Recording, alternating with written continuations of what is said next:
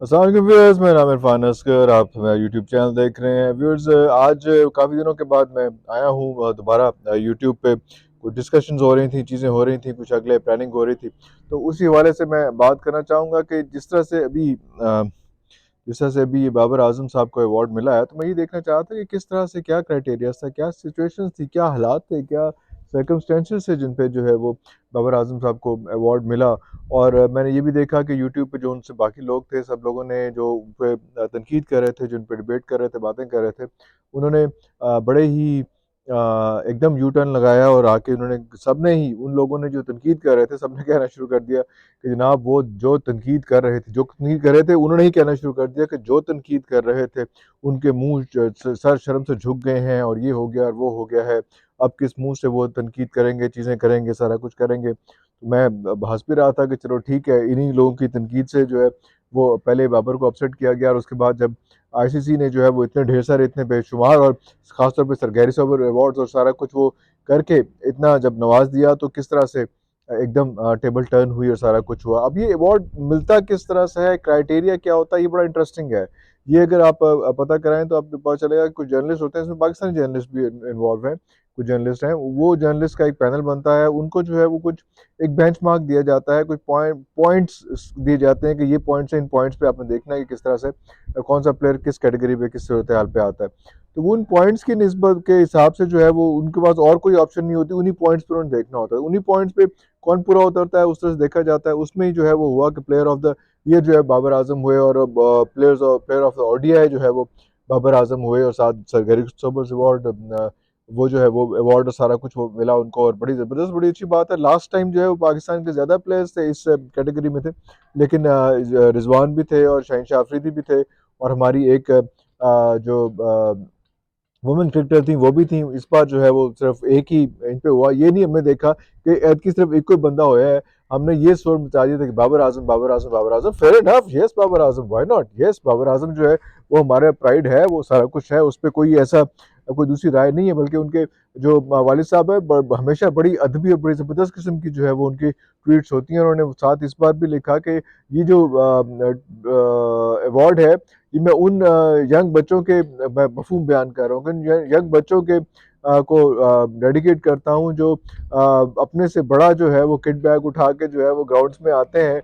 और ख़ास तौर पे उन माओ और वालदैन को भी मैं सल्यूट करता हूँ, जो उनको उनके साथ आते हैं और उनको इस सब इस प्रोसेस में हेल्प करते हैं। बाबर आजम के वालिद साहब सिद्दीकी साहब खुद भी जो है वो, आजम सिद्दीकी साहब खुद भी काफ़ी एफर्ट करते रहे, बेटे को लेके आते रहे, सारा करते रहे। 2007 तक तो बेचारा वो बाबर आजम जो है वो जो बॉल बॉय था, एंड उसमें कोई ऐसी हर्ज की बात नहीं है। मतलब जितना आप क्लोजेस्ट आप मैच और लोगों को और प्लेयर्स को देख सकते हैं, तो वो वही सिचुएशन है कि आप जो है वो बिल्कुल बाउंड्री के करीब आप बैठे हो। इससे ज़्यादा लर्निंग जो है वो कोई नहीं हो सकती।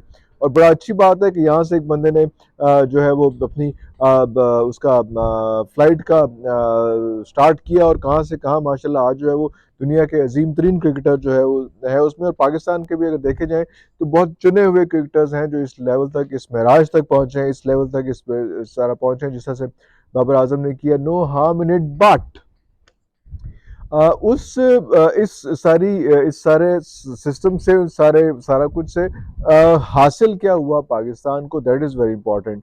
क्या ये ऐसी तो विक्ट्रीज नहीं थी, जिन विक्ट्रीज पे ऐसी कोई सिचुएशन तो नहीं थी जिसपे हमने पाकिस्तान ने बहुत ज़्यादा कोई अवार्ड उठा ली हो, बहुत ज़्यादा पाकिस्तान को फ़ायदा हो गया हो, बहुत ज़्यादा पाकिस्तान को जो है वो इंडिविजुअल के अलावा टीम को फ़ायदा हो गया। कितनी ट्रॉफियाँ हमने उठा ली, कितनी टीम विनिंग जो है वो मैच विनिंग इसके अंदर इनिंग्स थी, वो जो बाबर आजम ने खेली। क्योंकि ये तो क्राइटेरिया हो गया कि 5 पॉइंट से जनाब आपने कितना स्कोर किया, कितने कम टाइम में कितना सारा, कितनी बॉलों पे क्या किया, ब्ला ब्ला ब्ला ब्ला सारा कुछ।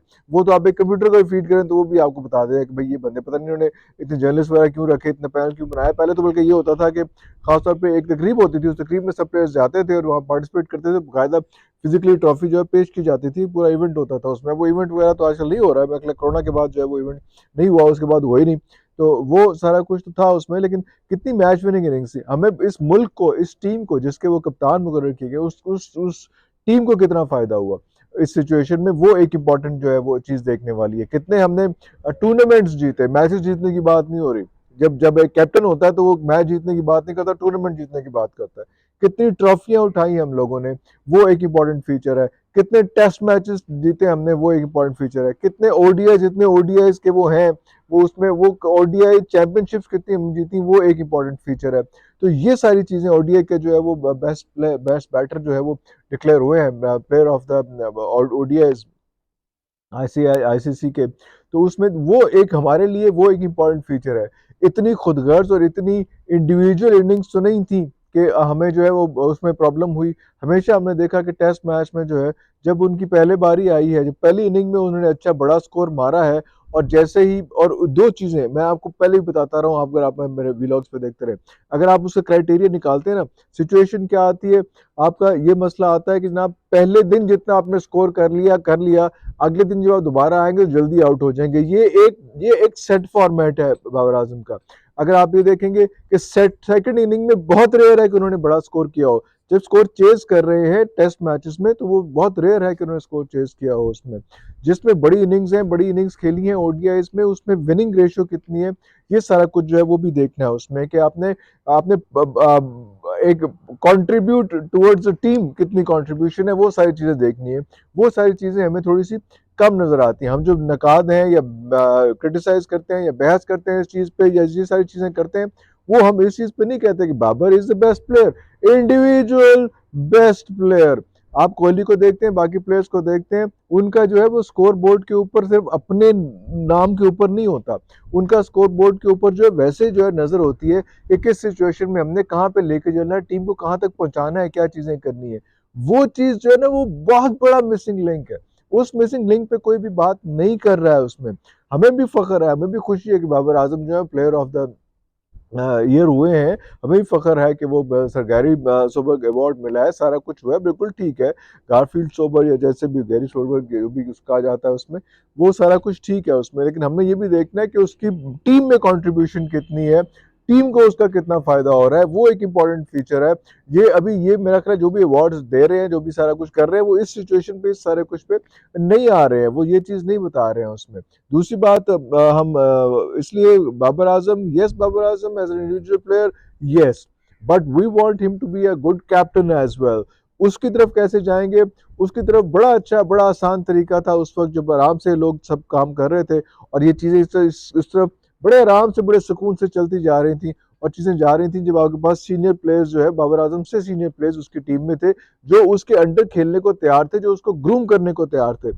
लेकिन वो जो है वो एकदम उन पे जो है वो रंदा फेरा गया, और बिल्कुल जो है उनको साइड लाइन कर दी जाए। उसके बाद जो प्लेयर्स आ रहे हैं सारे के सारे वो इस तरह के आ रहे हैं, जो उसके जूनियर्स हैं, वो चीज़ें ज़्यादा अच्छी तरह से नहीं हो पाई। तो बाबर की जो कैप्टनसी है, जो जो लीडरशिप है, जो ग्रूमिंग उसकी वैसे होनी चाहिए थी, इंडिविजुअल के अलावा जो है वो ग्रूमिंग होनी चाहिए थी, वो चीज़ नहीं हुई। ये एक मसला है उसमें। और दूसरा अगर हम आते हैं, ऑब्वियसली अभी जो मैथ्यू हेडन के हवाले से जो है वो रफड़ चल रहा है, और वो कह रहे हैं कि जनाब वो आएंगे और यहाँ पे कोच बनेंगे, सारा कुछ होगा। और भाई वो किस चीज़ के कोच बनेंगे यार, वो नहीं आ पा रहे यहाँ पे, और हम पीछे पड़े हुए हैं कि भाई हमें जो है वो सप्लीमेंट्री कर दें। वो कभी कभी जहां जहां उनके पास गैप्स आएंगे, वो आके यहाँ पे करेंगे, वो ऑनलाइन कोचिंग करें। और भाई हमें कोई दुनिया में बंदा ही नहीं मिल रहा उसमें। तो ये सिचुएशन है, ये हालात है इस वक्त पीसीबी के, कि हम जो है वो पहली दफा ऐसा होगा कि हम टेम्पररी कोच जो है ना, वो एक स्टैंड बाय कोच, कि जब मेरे पास टाइम होगा ना तो मैं आगे कोचिंग कर लूंगा, मेरे पास टाइम होगा मैं आपको ऑनलाइन कोचिंग कर दूंगा। ये कोई ए लेवल का इम्तहान या ओ लेवल का इम्तहान थोड़ी कि ऑनलाइन कोचिंग हो जाएगी, चीज़ें हो जाएगी। ये चीज़ें देखनी जो है बड़ी इंपॉर्टेंट है, कि हम किस तरफ जा रहे हैं, क्या चीज़ें कर रहे हैं। ये मेरा ख्याल है अभी तक जो है वो इसी चीज़ पे खुश हैं कि हम जो है वो रौला ये डाल रहे हैं कि ना हमारी मैथ्यू से बात हो गई है, सारा कुछ हो गया, सारा कुछ उसमें। लेकिन असल में जो बात रफड़ चल रहा है, वो प्रॉब्लम चल रही है, वो इस किस्म की चल रही है कि वो फुल टाइम जो है वो अवेलेबल नहीं होगा। और हमारे वर्ल्ड कप के लिए, खासतौर पर एशिया कप के लिए, वर्ल्ड कप के लिए हमें फुल टाइम कोच जो है इस वक्त चाहिए, क्योंकि सगलैन मुश्ताक वगैरह जो ऑब्वियसली वो इस टाइम पे खत्म निकल गए होंगे चीज़ें, उनका जो है करियर, उनका जो कॉन्ट्रैक्ट है वो खत्म हो गया होगा, कॉन्ट्रैक्ट जो है वो रिवाइज नहीं हो रहा है, कॉन्ट्रैक्ट आगे नहीं जा रहा है। लेकिन हम क्योंकि उसी माइंडसेट में, 4 साल पहले वाले माइंडसेट में, कि उस वक्त वहाँ मैथ्यू हेडन थे, तो उन भी सानू मैथ्यू हेडन ही चाहिए, तो वो सूरत हाल जो है वो हमें लेके फंस रही है, सारा कुछ हो रहा है उसमें। बाकी आपका जो जाहिर बात है, आपने देख लिया कि हारून रशीद साहब जो है वो चीफ सेलेक्टर साहब आ गए हैं जी। हारून रशीद साहब चीफ सेलेक्टर कैसे आ गए हैं, वो सारा कुछ वो आपने आप मैं अकेला एक्सप्लेन करने की ज़रूरत नहीं है, पिछले दिनों बहुत सारा उस पे बहस हो गई, बहुत सारी बातें हो गई। ये कुछ चीज़ें थी खासतौर बाबर आज़म का और मैथ्यू हेडन का जो है ना, ये चीज़ें हमें देखनी पड़ेंगी, इस पे हमें डिस्कस करना पड़ेगा। हमें यस हमें फ़ख्र है, लेकिन हमारे आई ओपनर भी होना चाहिए कि हमें अपना एनालिसिस, अपना स्टैटिस्टिक्स भी जो है वो भी उन्हें देखना है कि बाबर आज़म जो है वो उन्होंने अनाउंस कर दिया है कि वो प्लेयर ऑफ द ईयर हैं, और इंडिविजुअल, आई रिपीट, इंडिविजुअल। तो ये एक इंपॉर्टेंट फीचर है जिसको हमें देखना है और उसको हमने इसको रेक्टिफाई भी करना अगर हम कर सके उसमें। नेक्स्ट वीलॉग तक के लिए इजाज़त दीजिए। अल्लाह हाफिज़।